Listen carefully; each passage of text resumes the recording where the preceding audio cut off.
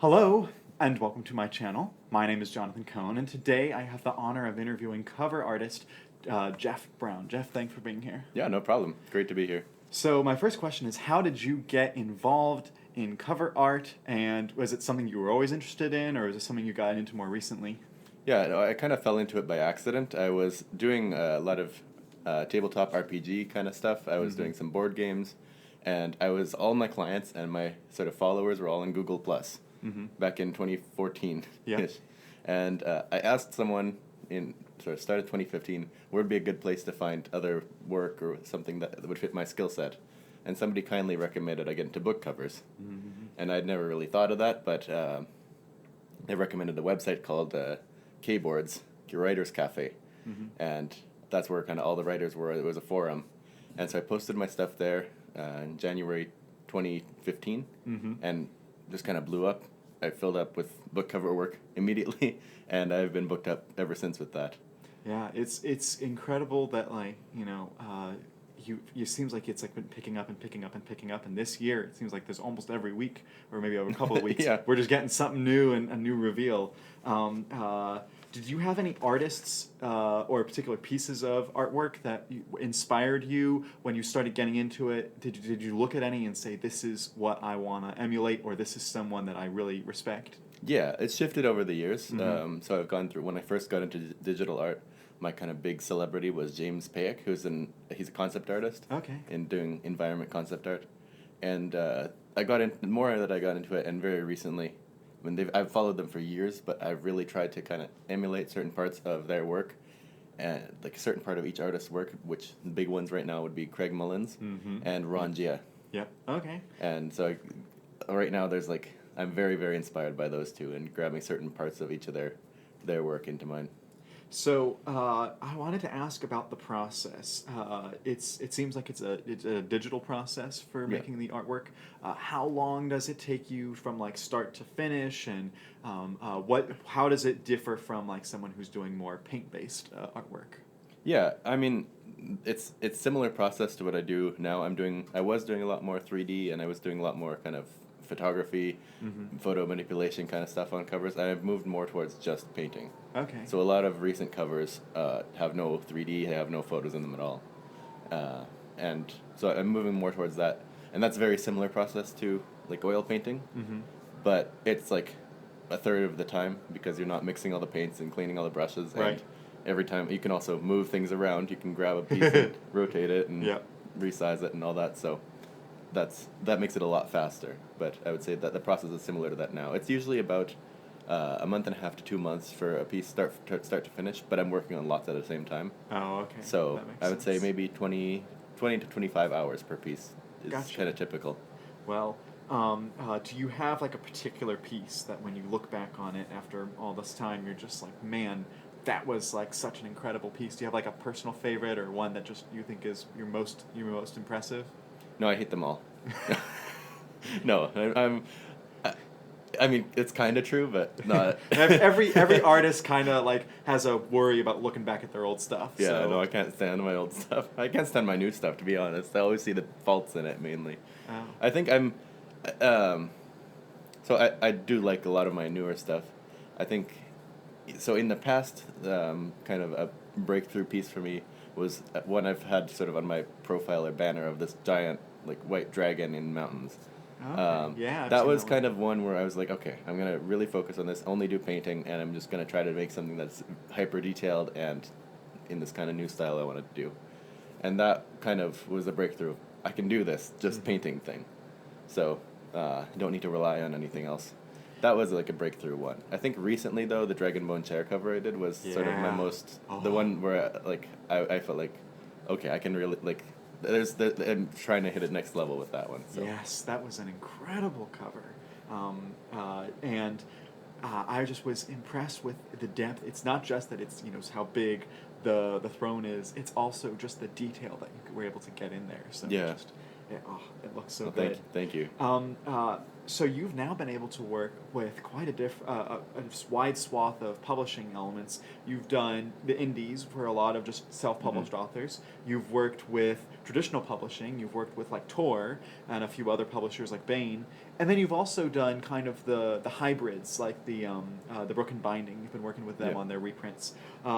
If you can reveal some of like what's the difference in process? Do some take more time, or do some require different elements of your skill sets than the others?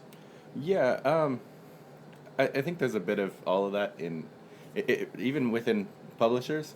Some of their processes is very different. Some of them have exactly what they want. Some of them are like, need something like this, give me something.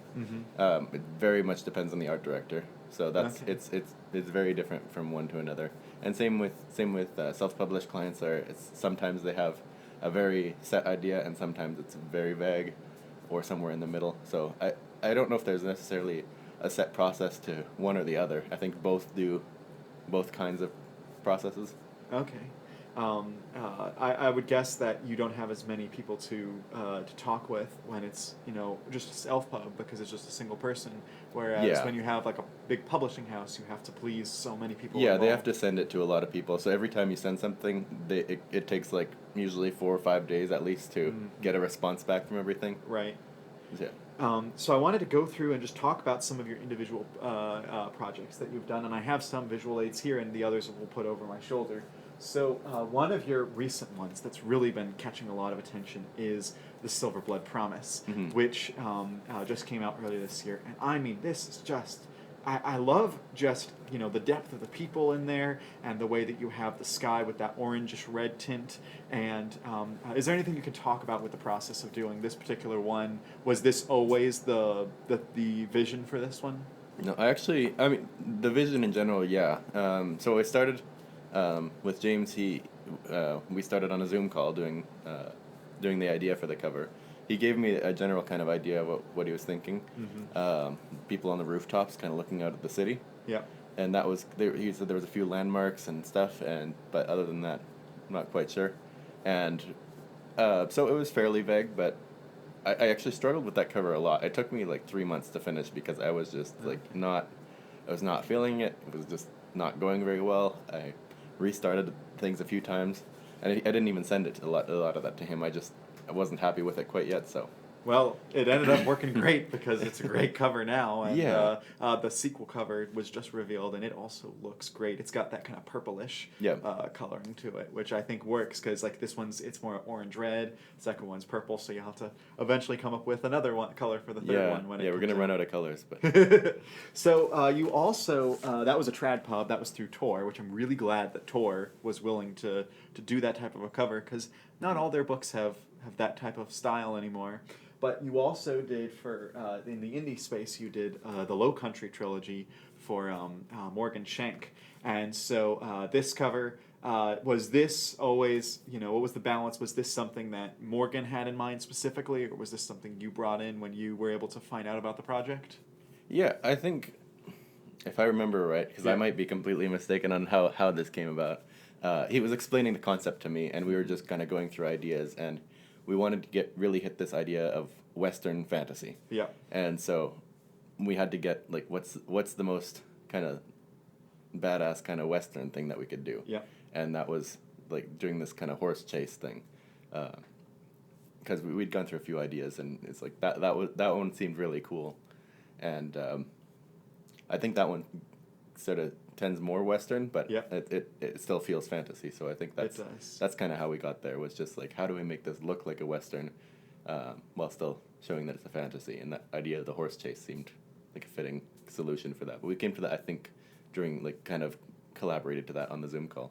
And one thing I like is it starts out as like a full-on Western, and then as the covers go through, by the time you get to the third book's cover, the third book, the seasons have changed, and it's more of like this kind of winter design. Yeah. And I just thought it was cool, because it still feels like the same series, because it's the girl on the horse, and but the style, your style didn't change at all, but the environment did, and so I think it's a beautiful piece. You also have done work with traditional publishers like Bane books, Mm-hmm. you did the Wraith Bound cover for Tim Akers, and this one I think a lot of people noticed and really liked.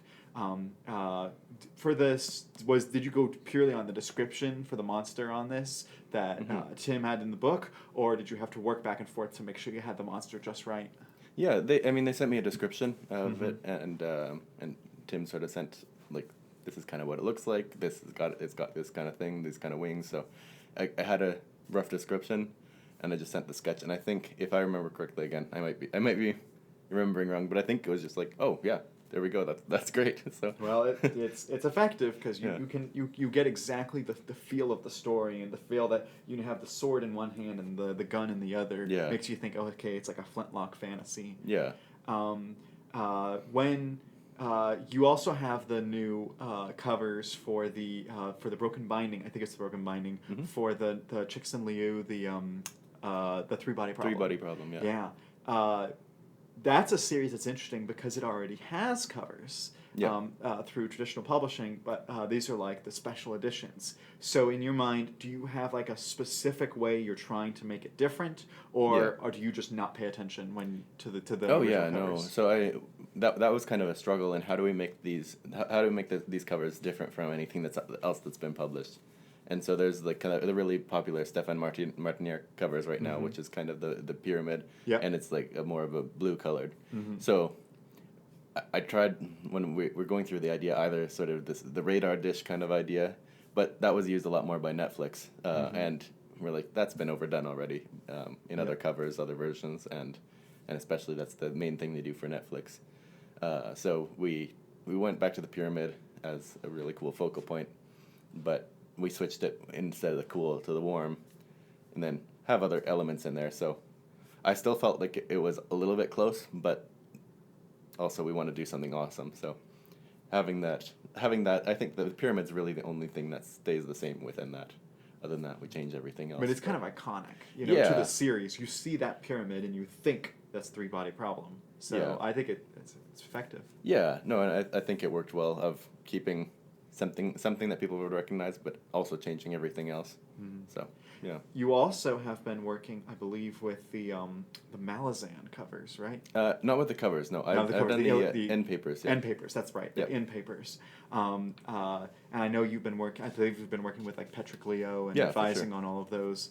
When you've been doing the end papers for that, it's probably a different version. It's a different style than the covers because you don't have to put the words on in the front of the painting. Yeah. So how does your style change? Do you try to put more on the cover in that case and use more of the space, or do you just paint like you normally paint? Yeah, no, it's a very different process. So and like I said, Patrick's doing all the art direction for Broken Binding now, so I'm working with him on all these projects, and he's been amazing to work with. So it's the process for an end paper versus a cover is very different because I think a lot of artists can struggle with the idea of having the typography, having the title as a focal point, especially if you're not seeing it currently on the screen while you're working on it. Yeah. Your instinct as an artist is to fill up the space with something else. It feels very unbalanced, and an artist's eye is like it's really awkward working on it. It's being like slightly tilted off, like standing like slightly tilted all the time. It feels kind of like that as an artist. So balancing that out is kind of an instinct. So that's why when I'm working on a cover, I like to have that. Even if I'm not doing the typography, I usually do all my typography. But even if I'm not, I like to have typography up there. Just so you have just a so reference. I don't fill up that space. I keep it dark background behind it. Yeah. And I don't want to like crowd that part of it with something else, so the typography doesn't fit. For an end paper, it's a lot more free. So the only thing you really have to worry about is just the seam in the middle. Yeah. Not having like somebody's face in there, because then you open up the book and there's just it's a face. That makes sense. But you want to kind of just make sure right in the middle there's nothing there. But you can also work so there's like a focal point here and a focal point here. But it's a lot more freeing as an illustrator. So it's a lot of fun to do those. Yeah. Do you have any upcoming projects that you would like to pitch? Anything that you want to remind people or send them to be like, oh, this is